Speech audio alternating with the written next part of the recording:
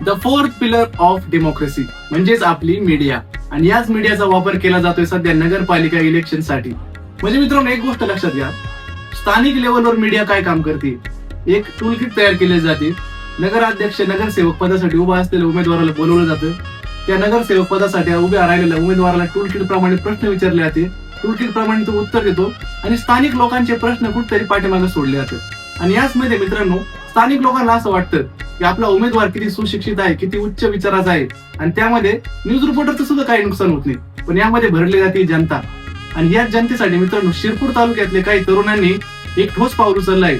विकलेल्या मीडियाच्या नादी न लागता त्यांनी डायरेक्ट मैदानात उतरून नगरसेवक पदासाठी उभा असलेल्या महिलेला नगरसेवक पदाचे कार्य पद्धतीबद्दल विचारणी केली. आणि हा व्हिडिओ बघा तुम्ही. त्यानंतर मित्रांनो, एक गोष्ट लक्षात घ्या की इथल्या तरुणांनी कुठल्या प्रकारचे कार्य केले पाहिजे. मला नगरसेवक पदाचे कर्तव्य आणि जिम्मेदार सांगा. मी आता पहिल्यांदाच उभे, पण गरजू लोकांच्या सगळ्या इच्छा पूर्ण करेल ही आशा असून मिळते.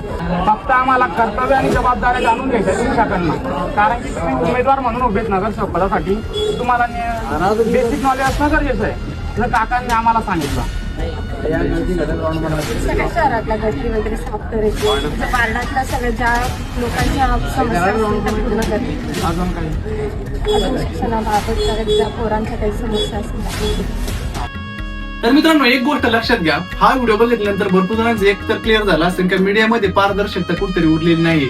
ज्या प्रकारे सामान्य माणूस जर का मैदानात उतरून प्रश्न विचारू शकतो ना, त्या प्रकारचे प्रश्न कुठं पण मीडिया विचारू नाही शकत. आणि याच लेवलचे जर का प्रश्न महाराष्ट्रातल्या प्रत्येक पुरुष, महाराष्ट्रातल्या प्रत्येक महिला, महाराष्ट्रातला प्रत्येक जवान जर का विचारायला लागला ना, तर सगळ्या गोष्टींमध्ये ना आपल्या मित्रांनो विजय होऊ शकतो. आपल्या प्रश्नांना उत्तर भेटू शकतं. त्यामुळे मित्रांनो, एक गोष्ट लक्षात घ्या, ज्या प्रकारे शिरपूर तालुक्यातल्या या तरुणांनी पुढे पाऊल टाकलेलं आहे आणि प्रश्न विचारले आहेत, त्याच प्रकारे आपल्याला सुद्धा प्रश्न विचारायचे.